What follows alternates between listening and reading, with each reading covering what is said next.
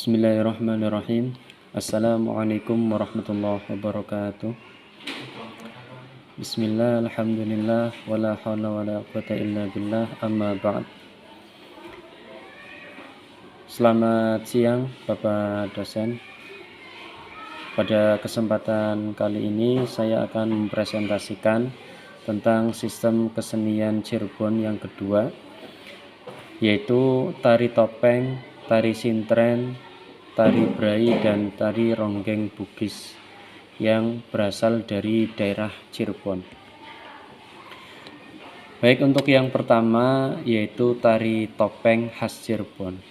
Tari topeng khas Cirebon ini adalah tarian tradisional Indonesia yang khas dari daerah Cirebon, Jawa Barat. Tari ini memiliki ciri khas berupa penari yang mengenakan topeng untuk menutupi wajahnya. Tiap topeng yang digunakan oleh para penari memiliki ciri khas atau karakteristik tersendiri.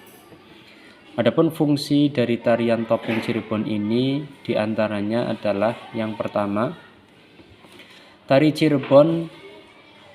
topeng Cirebon digunakan sebagai hiburan untuk mengisi acara-acara besar seperti kedaerahan ataupun acara keindividuan. Kemudian yang kedua, tari topeng Cirebon berfungsi sebagai inti dari upacara-upacara adat yang masih dilaksanakan oleh masyarakat Cirebon. Nah, dalam tari topeng Cirebon ini, penari disebut sebagai dalang karena setiap penari akan memerankan tokoh atau karakter yang berbeda-beda. Tarian ini biasanya akan dipentaskan oleh satu orang penari atau sejumlah penari yang berkelompok. Adapun jenis-jenis tari topeng Cirebon, yang pertama, tari topeng keras. Tarian putra memakai topeng dengan perbendaharaan gerak yang sederhana. Kemudian yang kedua, tari topeng rumyang. Tarian yang menginterpretasikan fase remaja dalam kehidupan manusia. Yang ketiga, tari topeng Cirebon gaya selangit. Tarian yang terdiri dari 5 babak yaitu Panji, Samba atau Panimbo, Rumyang, Tumenggung, dan Kelana. Adapun sejarah tarian topeng khas Cirebon ini muncul pada abad ke-10 hingga abad ke-16 Masehi. Tarian ini dipercaya masuk ke Cirebon melalui seniman jalanan pada masa kerajaan Jenggalan, perpaduan budaya dari seniman jalanan dan masyarakat setempat yang melahirkan tari topeng Cirebon yang khas. Fakta sejarah tari topeng Cirebon, di antaranya tari topeng Cirebon digunakan sebagai media dakwah oleh Sunan Gunung Jati dalam misi penyebaran agama Islam. Tari topeng Cirebon juga digunakan sebagai hiburan di lingkungan masyarakat Cirebon. Tari topeng Cirebon menjadi pedoman untuk terbentuknya tarian lain seperti tari topeng Panji, tari topeng Rumyang, dan tari topeng Kelana. Tari topeng Cirebon dikenal sangat sakral dan bukan sekedar tontonan hiburan. Sebelum menari, para dalang harus melakukan puasa, melakukan pantang, dan juga melakukan semedi. Sebelum menari, para dalang harus menampilkan sesajian yang melambangkan dualisme dan sosok yang esa. Yang kedua adalah tarian sintren yang berasal dari daerah Cirebon. Tari sintren atau kesenian tari ini merupakan seni tari yang khas dari daerah Cirebon. Dengan seni tari sintren sendiri mengandung unsur magis sehingga tidak boleh untuk dibuat mainan. Tari sintren ini biasanya dibawakan oleh seorang wanita yang mengenakan kostum khusus dan berkacamata hitam. Sebelum melakukan tarian ini, biasanya sang penari akan masuk ke dalam sebuah kurungan yang ditutup oleh kain. Tari sintren Cirebon memiliki sejarah yang cukup panjang. Pertama, asal mula. Tari sintren dipercaya berasal dari kisah cinta Raden Sulandono dan Sulasih yang tidak mendapat restu dari orang tua Raden Sulandono. Kemudian nama sintren ini juga diambil dalam bahasa Jawa yaitu si dan tren yang berarti si putri. Tari sintren ini juga berkaitan dengan Secabranti yang diduga berasal dari sosok Secabranti, abdi sang pangeran Diponegoro yang melarikan diri ke Indramayu. Secabranti sering berkumpul dengan para pemuda untuk membacakan syair-syair perjuangan. Penggunaan penari wanita sebagai kedok untuk menghindari penjajahan Belanda, maka para pemuda dan Secabranti menggunakan penari wanita sebagai kedok untuk membacakan syair-syair perjuangan. Seiring berjalannya waktu, aktivitas sintren semakin digemari dan berkembang menjadi kesenian seperti saat ini. Tari sintren mengandung unsur magis dalam pementasannya.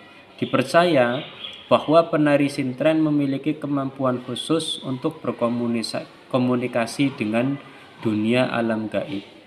Tari sintren juga memiliki gerakan berulang seperti gerak duduk geleng kepala, gerak tangan ukelan, dan gerak melangkerik.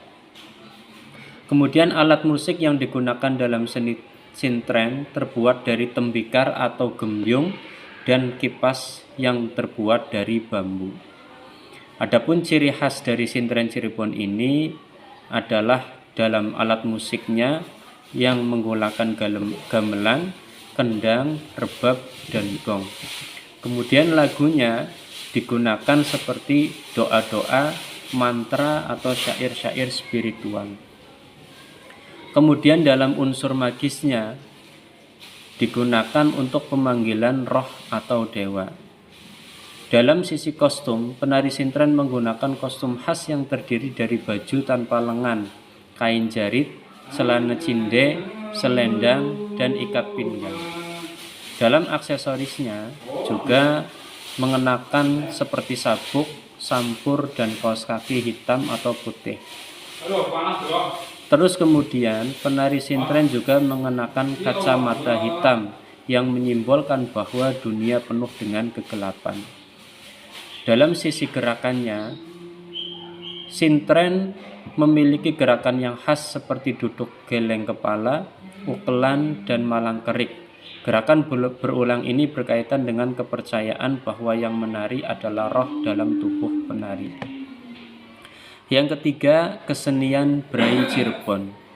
Brai adalah kesenian tradisional yang berasal dari Cirebon dan Indramayu, Jawa Barat, yang merupakan bentuk akulturasi budaya Cirebon dan Islam.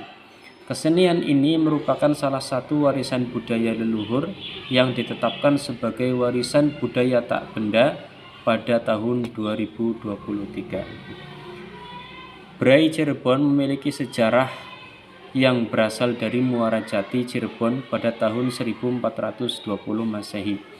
Kesenian ini muncul sebagai upaya penyebar agama Islam dari Baghdad untuk mengenalkan ajaran Islam melalui seni dengan bekerja sama dengan ulama setempat Syekh Datul Kahfi. Brai Cirebon memiliki fungsi dalam pementasannya, diantaranya sebagai media zikir untuk mengasah hati dan jiwa, membangkitkan kecintaan kepada Allah Subhanahu wa Ta'ala, sebagai bentuk akulturasi budaya yang memadukan kesenian lokal dengan unsur Islam, serta mengajak penonton untuk merasakan hal yang sama, yaitu mencintai Allah Subhanahu wa Ta'ala. Brai Cirebon memiliki keunikan-keunikan diantaranya komposisi alat musik yang mirip dengan rebana atau hadroh, akan tetapi dilengkapi dengan gamelan atau melodi. Gamelan untuk melodi, menggunakan 2 buah terbang dan gendang model Cirebonan. Jumlah pemain sekitar 25 orang yang terdiri dari laki-laki dan perempuan. Kemudian dimulai dengan puji-pujian seperti salam, bismillah, istighfar, wasilah, kalimat thayyibah, dan juga sholawat Nabi. Tembang-tembang cinta yang dinyanyikan dengan nada yang pelan syahdu hingga penuh semangat, disertai iringan tabuhan terbang dan tepuk tangan yang ritmis.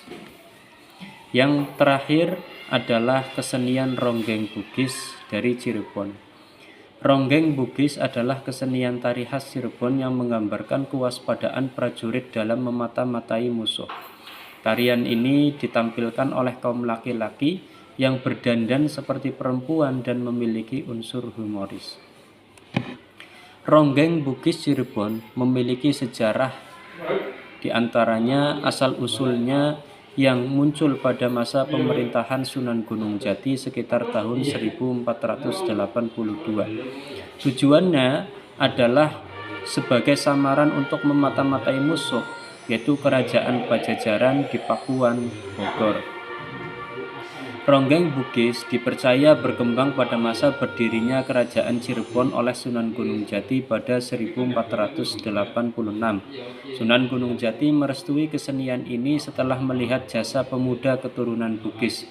Ronggeng Bugis pernah digunakan oleh Sunan Gunung Jati untuk memata-matai Kerajaan Pajajaran di Pakuan, Bogor. Hingga kini, Ronggeng Bugis masih menjadi hiburan rakyat yang menarik di daerah Cirebon. Ronggeng Bugis memiliki sejarah yang cukup panjang, di antaranya sebagai pembentukan pasukan Telik Sandi yang dibantu oleh orang-orang Bugis, sahabat Sunan Gunung Jati. Pasukan ini menggunakan kesenian ronggeng untuk ngamen atau bebarang untuk mengetahui strategi musuh. Perkembangannya dari arak-arakan menjadi seni panggung. Perkembangan ini didorong oleh kreativitas Handoyo, Ketua Sanggar Seni Pringgading Desa Plumbon. Kemudian peran Handoyo memperkenalkan ronggeng Bugis ke masyarakat luar Cirebon seperti di daerah Jawa Barat dan Taman Mini Indonesia Indah. Kemudian kesenian ini mendapatkan penghargaan Anugerah Budaya pada tahun 2009 atas dedikasinya dalam mengembangkan dan memperkenalkan seni budaya tradisional. Ronggeng Cirebon memiliki ciri khas, yaitu dibawakan oleh penari laki-laki yang berdandan layaknya perempuan. Tarian ini mengandung unsur humoris dan menggambarkan kewaspadaan dalam memata-matai musuh. Ronggeng Bugis juga memiliki keunikan tersendiri, di antaranya penarinya yang laki-laki yang berdandan menyerupai perempuan. Dengan riasan wajah para penari dibuat lucu dengan menggunakan bedak putih tebal, pemerah pipi, lipstik merah, dan rias alis yang tidak simetris. Pertunjukannya juga mengandung unsur humoris.